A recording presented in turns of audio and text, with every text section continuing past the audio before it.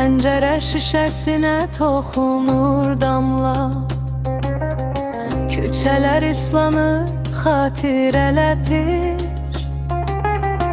Mənim tənha dünyam bu dumanımla, yağan yağışlar ürəyimə yağır.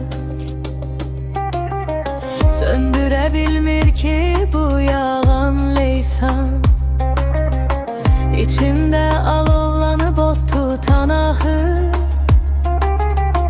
Görəsən sən özün hardasan, harda? Bu yağış yuyur mu gileyi günahı? Gökyüzü ağlayır mənim yerimə, buludlar dərdini mənə minağıl eyləyir. Hər damla toxunduqca xəyallarıma,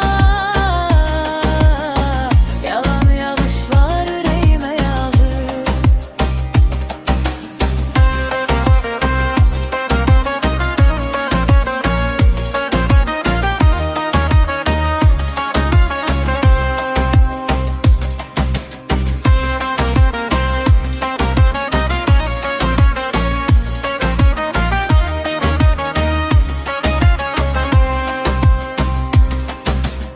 Söndürə bilmir ki bu yalan leysan, İçimdə alovlanıb ot tutan ahır. Görəsən sən özün hardasan, harda? Bu yağış yuyur mu gileyi günahı?